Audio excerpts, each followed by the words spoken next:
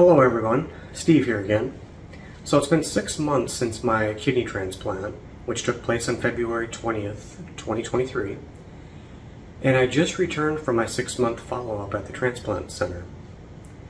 So I wanted to take a moment to cover what things have gone well during my recovery and what things haven't gone so well. So first, what's gone well? My kidney function continues to remain stellar.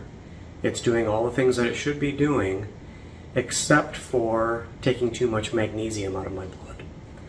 Because of that, I've had to supplement my intake of magnesium with over-the-counter medication, and I had to go up from 500 milligrams twice a day to 1,000 milligrams twice a day to see if I can get that level back up to normal.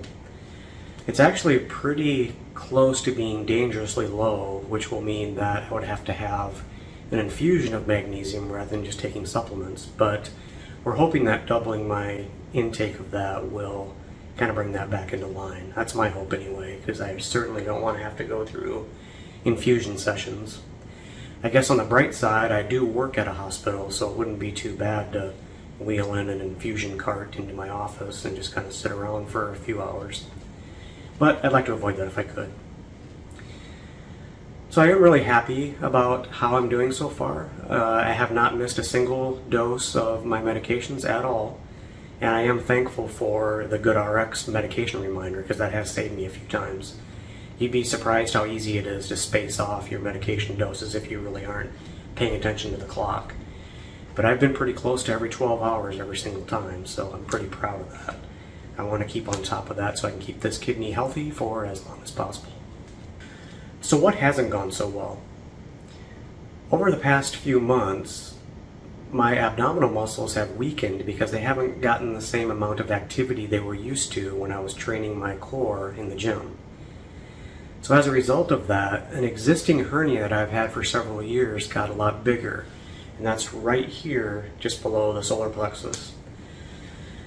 Now that's been pretty painful. I have a stinging sensation quite often in that area, and it's very, very pronounced now. So I did talk about that with my kidney surgeon today, and he said that, well, we can see you on Friday and I can fix that for you. So I said, hey, that's great. I'll be here on Friday.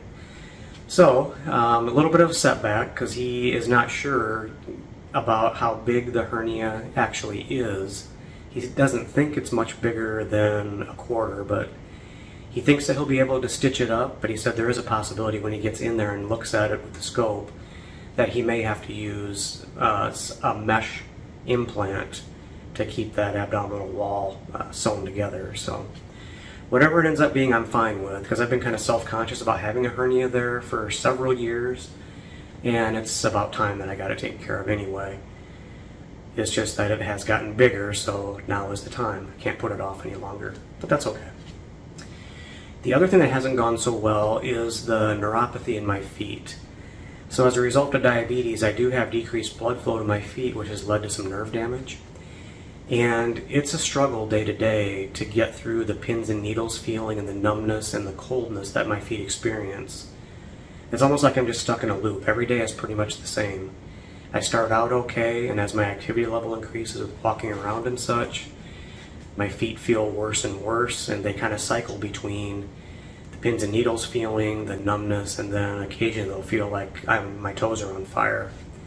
So it's just a combination of things, and it's very unpredictable. So some days can be just fine, other days can be terrible. But we're going to try a medication called gabapentin to see if we can kind of suppress some of those feelings that I'm getting in my feet. I haven't been able to play tennis. I can play, but it's pretty uncomfortable for me due to the foot pain. And I'm a little bit bummed about that, but you know, this is just what happens with progressive diseases, so I just have to kind of grin and bear it and just put up with it as best I can. Mentally, I'm doing okay. I'm trying to keep a positive attitude and keep things compartmentalized. I'm trying not to think too much about what's on the horizon. With these chronic conditions that I have, it's, you know, they're both progressive, so I know things are going to get worse over time, but that's just the nature of the game, and I'm just going to try and keep a positive attitude about it and just enjoy every day for what it is and just be thankful that I still have the gift of life because that's something I didn't think I was going to have had it not been for Tom Rasmussen, who graciously donated his kidney to keep me alive. So in closing, I just wanted to say thank you to everybody that's been so supportive of me over these last several months. And I couldn't have got through this without all of your support. It really meant a lot to me to have some people to lean on and talk about things, because at times I was feeling a little bit isolated. But that's really not the case anymore. I've got a lot of support out there. A lot of people made it known that they'll be there for me. It's always been hard for me to ask people for things, but it has gotten easier because I know these people aren't expecting anything. You know, they don't think that I'm asking them just because they told me to do so. I'm reaching out now because I feel comfortable doing so where I never did before. So in closing, again, I want to thank everybody for both watching these videos and supporting me, and I will keep you all updated as my conditions progress, good or bad. It's all part of my story. Thanks, and I wish you all good health.